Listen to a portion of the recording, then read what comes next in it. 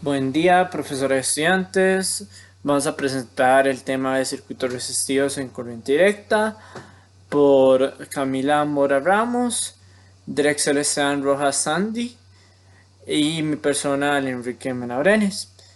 Los dos primeros que mencioné van a explicar los conceptos y mi persona va a construir y a demostrarles cómo funciona el circuito y hacer una demostración por medio del laboratorio de FED de que nuestros datos efectivamente están correctos. Primero que todo, tenemos los objetivos generales, que es simplemente analizar el comportamiento de la corriente y el voltaje en circuitos resistivos en corriente directa. En el caso del objetivo específico, tenemos que verificar la ley de Ohm y demostrar la ley de Ohm con una bombilla. Aunque técnicamente no sea un circuito resistivo gracias a que tenemos una bombilla, la bombilla es simplemente para mostrar que la corriente sí está corriendo por el circuito, demostrándolo por medio de un bombillo encendido. También se podría mostrar con el voltímetro que se usa en el experimento, pero es más fácil e interactivo por medio de una bombilla.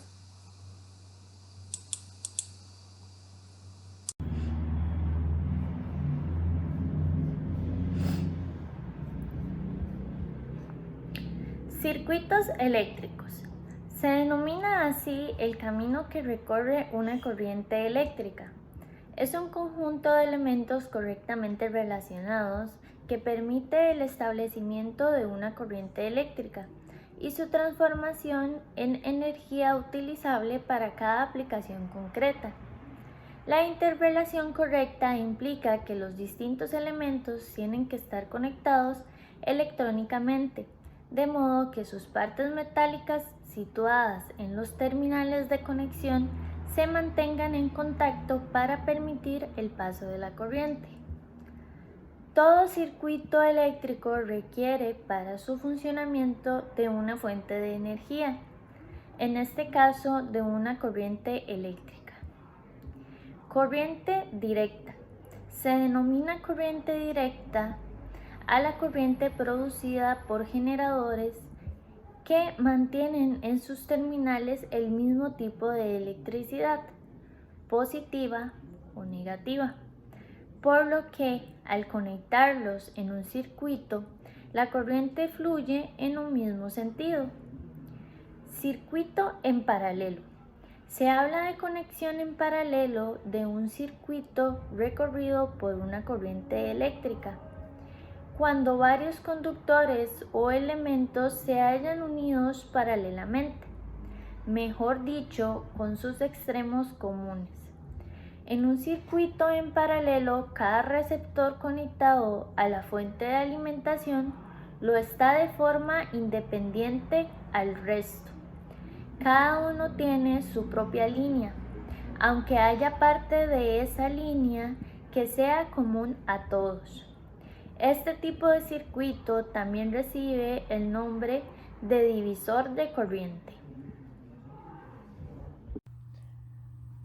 Bueno, para la mejor comprensión de este proyecto es importante definir algunos conceptos, entre ellos los más importantes que son resistencia, corriente, voltaje y potencia. Empezamos por resistencia. La resistencia es una medida de la oposición al flujo de corriente en un circuito eléctrico. La resistencia se mide en ohmios, que se simbolizan con la letra griega omega. Y todos los materiales resisten en cierta medida el flujo de corriente. Se incluye en dos categorías. Están los conductores, que son materiales que ofrecen muy poca resistencia, donde los electrones pueden moverse fácilmente. Ejemplos de ellos son la plata, el cobre, oro y aluminio. Y están los aislantes, que son materiales que presentan alta resistencia y restringen el flujo de electrones a través de él. Algunos ejemplos son la goma, el papel, vidrio, madera y plástico. Normalmente se toman las mediciones de resistencia para indicar las características de un componente o un circuito. Cuanto mayor sea la resistencia, menor será el flujo de corriente. Si es anormalmente alta, una causa de esto podría ser que los conductores estén dañados por el fuego o la corrosión.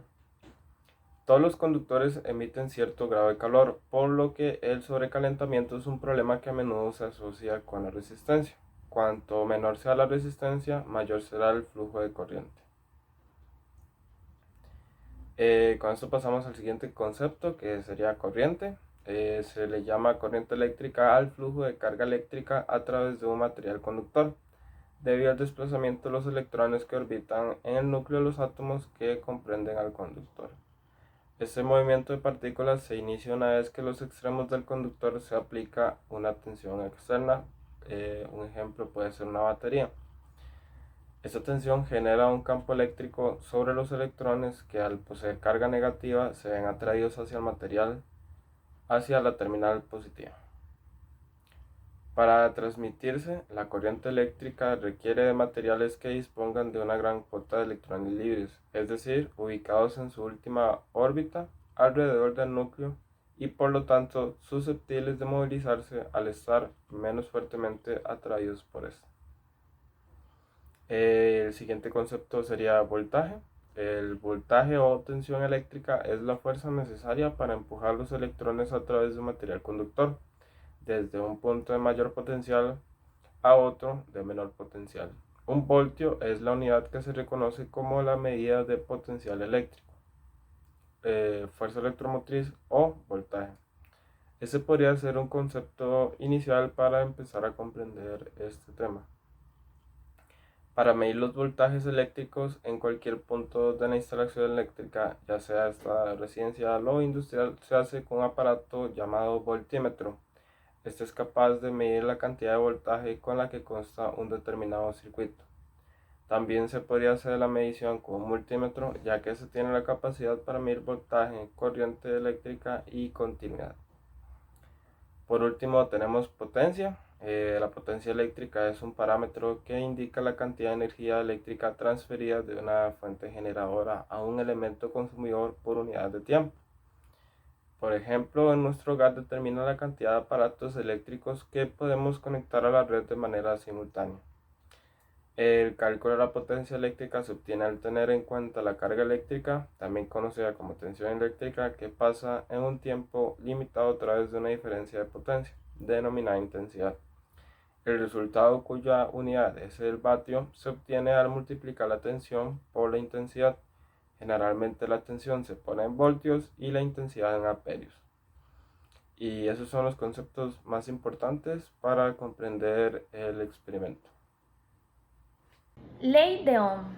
Esta ley tiene el nombre del físico alemán Georg Ohm, que en un tratado publicado en 1827 halló valores de tensión y corriente que pasaba a través de unos circuitos eléctricos simples que contenían una gran cantidad de cables.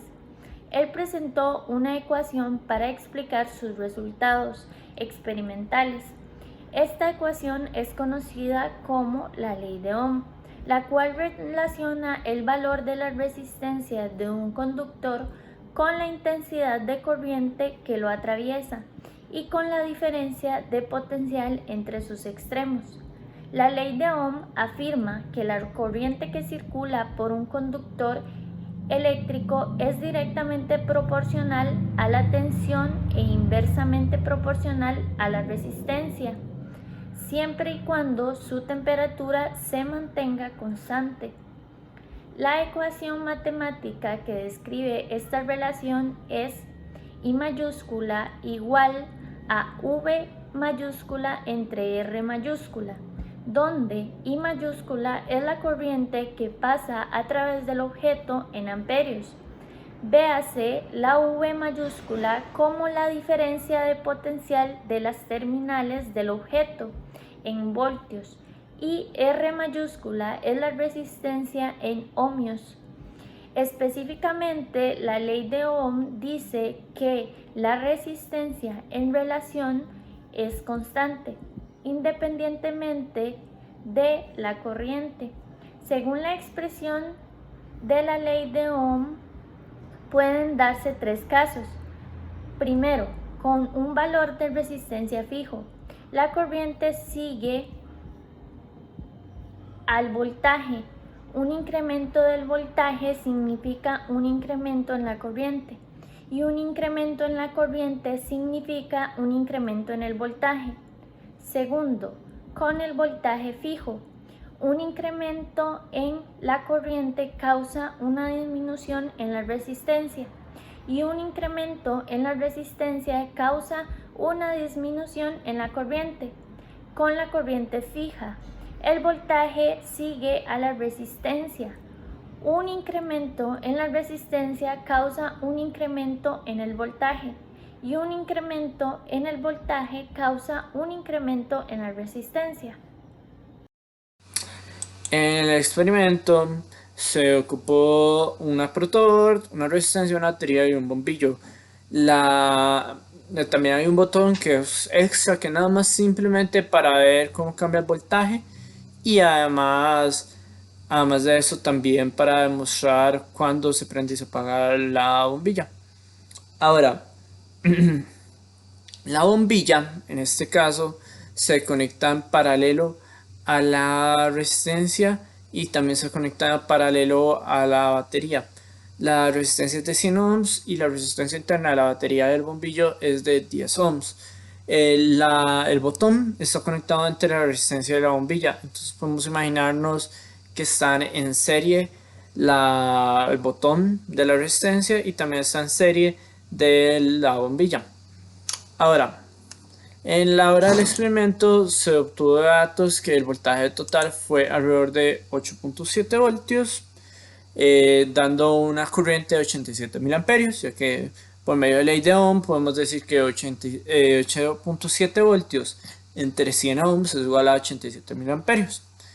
Y ahora, al dar los datos con bombillo, se hace el mismo experimento para el mismo cálculo para obtener que la resistencia de 100 ohms tiene una corriente de 40 mil amperios, ya que su voltaje total es de 4 voltios.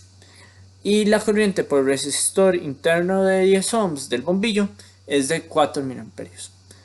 Ahora, cabe mencionar dos cosas. No se tomó en cuenta en realidad la resistencia del cable. Esta resistencia en realidad es bastante importante porque entre más largo o entre más cables hayan, mayor resistencia, y aunque sea poquito se va a ir acumulando hasta que sea un número suficientemente importante. También, además de eso, cabe mencionar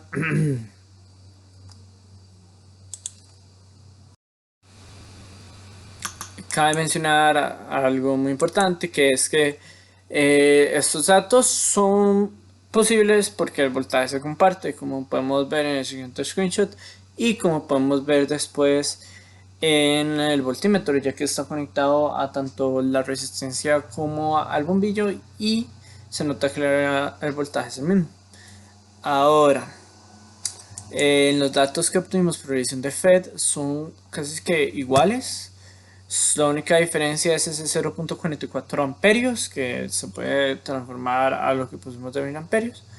Ahora, pero muy importante es que los datos que encontramos acá pueden cambiar bastante a la parte real, que sería la razón por la resistencia del cable. La resistencia del cable no puede ser medida en realidad porque el ohmímetro no mide cantidades tan pequeñas, y si lo hacen en realidad es uno muy caro que no tenemos lastimosamente.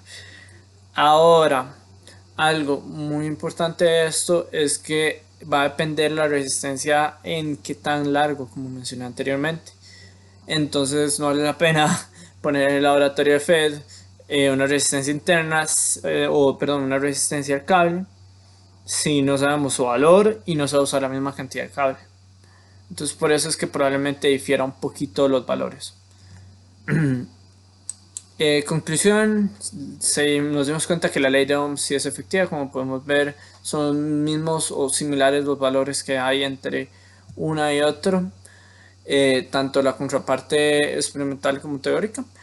También nos dimos cuenta que el voltaje de los elementos paralelos es el mismo, y además de eso nos dimos cuenta cómo funciona un circuito, tuvimos un mejor comprendimiento Y además de eso entendimos cómo funcionaba un botón y además de eso también aprendimos cómo funcionaba una bombilla. Y que las bombillas también tienen una resistencia.